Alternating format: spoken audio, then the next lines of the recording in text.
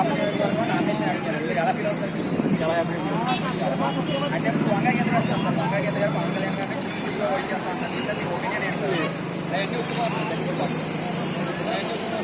అంటే అవుతారు ఏదో అనుకుంటున్నాను. అంటే ఇప్పుడు పవన్ కళ్యాణ్ గారు మన నియోజకవర్గంలో గెలిచిన తర్వాత ఆల్రెడీ గెలిచేసి చాలా మంది గెలిచిన తర్వాత గెలిచిన తర్వాత పవన్ కళ్యాణ్ గారు నియోజకవర్గాన్ని ఎలా అభివృద్ధి చేస్తారంటే చెప్పారు కదా ఆయన ఏం చేస్తారనేది అన్ని చెప్తారు. సముద్రం వాటర్ గ్రోత్ ఇవి చెప్తారు. ఇంకా హాస్పిటల్ పెడతాని చెప్తారు. ఆయన తెలిసిన డాక్టర్ చేత మాట్లాడిస్తే ఇక్కడ హాస్పిటల్ పెడతాని చెప్తారు. ఇంకా ప్రత్యేకంగా అన్ని కూడా లేనది కూడా తెచ్చిస్తాని చెప్తారు కదా. ఇంకా అంత అన్నా ఇంకా ఏమని చెప్తారు. ఇంకా మట్టిగారులకి అయితే ఇంకా చాలా బాగా ఇస్తుందని చెప్పారు. వాళ్ళకి కూడా సముద్రం వాటర్ గ్రోత్ ఇవన్నీ కూడా ట్రై చేస్తాను చెప్తారు. చాలా మంది ట్రై చేస్తున్నారు. చాలా వైసీపీ నాయకులు అందరూ కూడా పవన్ కళ్యాణ్ గారిని ఎలాగైనా సరే ఓడించాలని ట్రై చేస్తున్నారు. ఇక్కడ నామినేషన్ మెసేజ్ అలా నాకు తెలిసిన ఆల్రెడీ 1,00,000 మెజార్టీ అన్న పవన్ కళ్యాణ్ గారు. ఆల్రెడీ ఇక్కడ 1,00,000 మెజార్టీతో గెలిచిపోయారు ఆల్రెడీ. కానీ వంగా గీత గారు అలా కాదు, నా గురించి పవన్ కళ్యాణ్ గారు ఓడిస్తాను.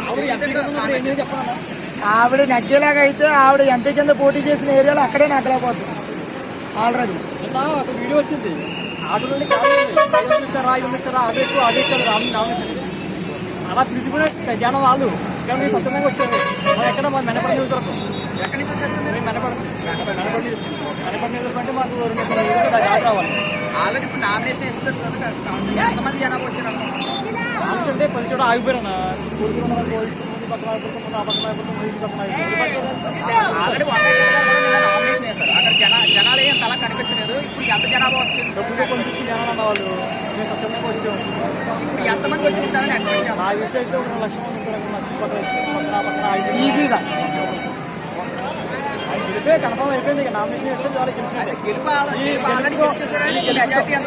మెజార్టీ అంటే మట్టికి 1,00,000 పైన ఉంటదన్న. కాదన్నా ఈ గెలుపు భీమవరం ప్రజలు గాజు ప్రజలు ఏం కోల్పోయారో తెలుసుకోవాలి. వాళ్ళు తెలుసుకోవాలి. ఈ గెలుపు తెలుసుకోవాలి.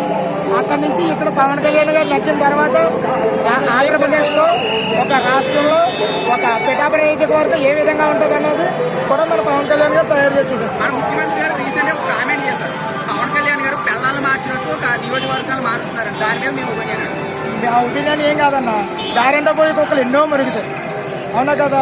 ఇప్పుడు పోయే కుక్కను మనం పట్టించుకోకూడదు. మన పాలసీ మనది. మనం ఏ విషయంలో కూడా తగ్గేదేలే అసలు. అది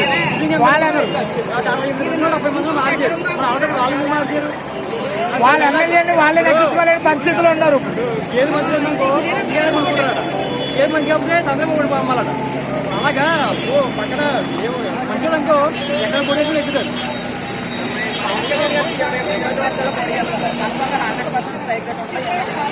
ఆయన అన్ని ఆలోచించి అంతా కూడా అన్ని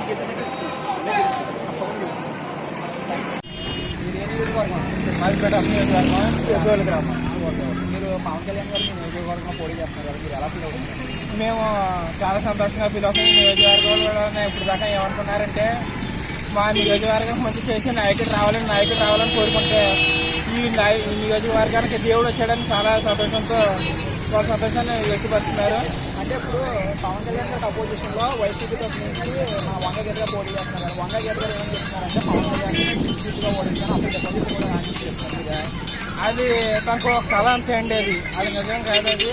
అది తను ఊహించుకుంటుంది.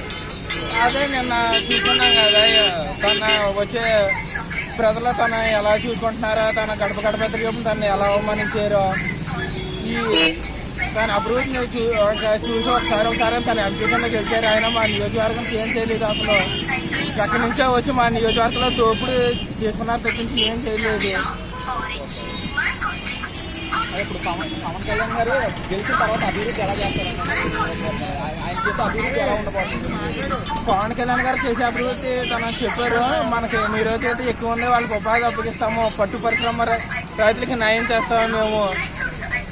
ఇంకా ప్రతి ఒక్కరికి మహిళలందరికీ న్యాయం చేస్తామని తను చెప్పారు. వాళ్ళ పెట్టిన పథకాలు కూడా ప్రజలకు చాలా నచ్చాయి. మేము జన సైనికులుగా ప్రతి ఇంటికి క్యాంపెయినింగ్ చేసినప్పుడు ఈసారి క్లాస్లో కుదురుతాం. మాకు వేరే పక్షం అంటే వేరే పార్టీ అంటే మాకు లేదు. మాకు ఉన్నది ఒక పార్టీ, అది TDP, Janasena party, Bharatiya Janata party కూటమి మాత్రం ఇక్కడ పిఠాపురం నియోజకవర్గంలో ఆ ఒక్క పార్టీ మాత్రమే ఉంది. వేరే పార్టీలు ప్రతిపక్షాలు కానీ ఏమి పార్టీలు లేవు.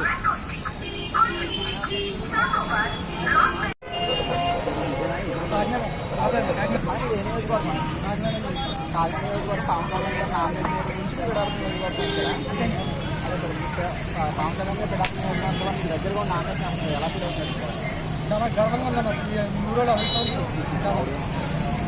చాలా అదృష్టంగా ఈ 3 రోజులు అయితే అదృష్టం చేసుకున్నారు. కాకినాడలో ఎందుకు పోటీ చేయాలని బాధపడుతున్నారు.